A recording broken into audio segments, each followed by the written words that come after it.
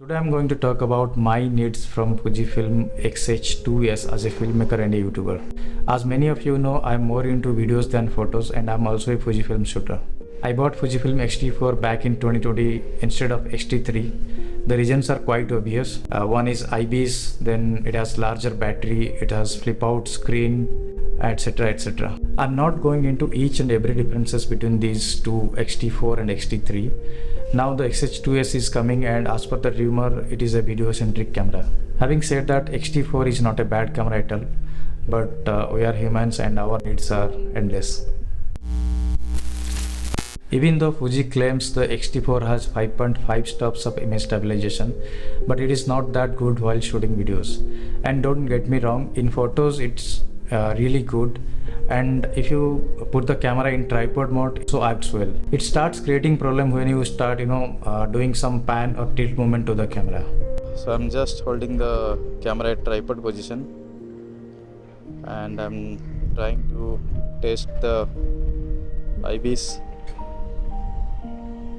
It looks pretty good even at 50 mm.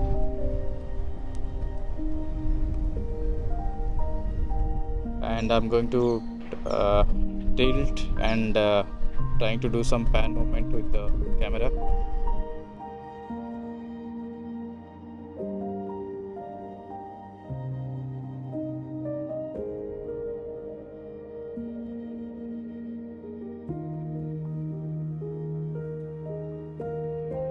So we need better IBIS as in a more organic way in the upcoming X-H2S.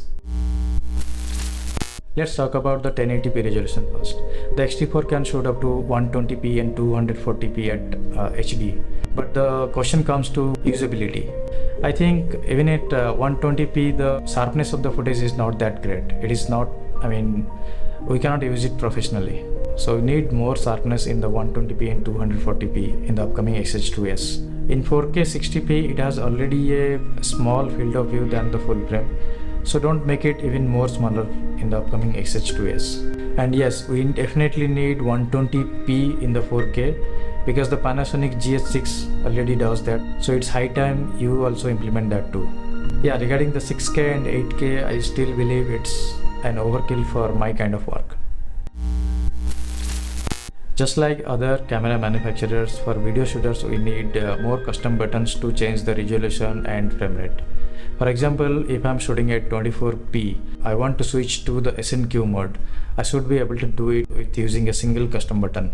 But right now what is happening, each time you will have to dive into the menu system to change the frame rate and change the resolution and all. And that takes so much of time and eventually you might miss the shot.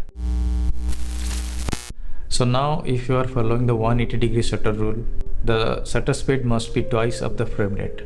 For example, if you are shooting at 24p, then you must be having 1/48th or 1/50th of the shutter speed to get the natural motion blur in your film. So now with the shutter angle, the camera will automatically manage the math for you and set the appropriate shutter speed for your required look. I know it's a bit technical, but it's a requirement if you shoot videos most. Even though the X-T4 has few exposure tools such as zebras, exposure meter and histogram inbuilt to it, but it is always good to have an option for false color in the camera. It will basically remove all your guessworks while exposing a subject. I have encountered the overheating issue with the X-T4 a couple of times, and of course I am shooting in 4K 60, which is the highest frame rate in 4K. But we expect a better cooling system from the upcoming X-H2S as it is rumored to be a video centric camera. Regarding the grip, it is still small. We need a better grip in the X-H2S. We would definitely need a full size HDMI port in the X-H2S because right now the X-T4 has the micro HDMI port and it feels like anytime it will break while shooting with the HDMI port. It is 2022 and I really don't understand why the X-T4 has its 30-minute recording limit. It does not help while you are shooting a long interview. In between you have to stop and start recording, which is not a professional way by any means. And the upcoming X-H2S should shoot internally 10-bit 422. because the Panasonic GH6 does it with the Apple ProRes. So the X-H2S should definitely do it. Well, I think everybody is aware of this. The autofocus in XT4 is okay, but it often jumps to the background without any reason. I don't know why. And this has to improve in the new body. Many filmmakers say manual focus is great.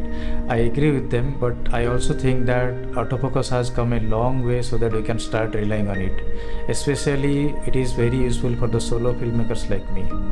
And this is going to be a vital selling point for the upcoming X-H2S.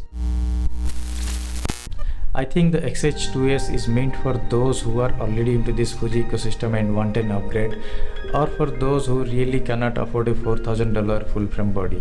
So in my opinion, the price range should come around $2,000 max or less. More than this price range will create conflict in buyer's mind. And I also know that some of the video shooters, they are expecting Fujifilm will come up with internal NDs, internal RAW recording, XLR support, etc, etc. But I think if Fujifilm sets its price correctly with the mentioned requirements, then it will write a new era in its camera history. Before ending this video, I would like to share some news to the subscribers of this channel. Recently, I started making travel videos, and honestly it gives me motivation to create more story-based films. Here is my last travel video, and I'm planning to travel more, of course within India, for the time being. So stay tuned, and I will see you in the next one. Till then, take care. Bye bye.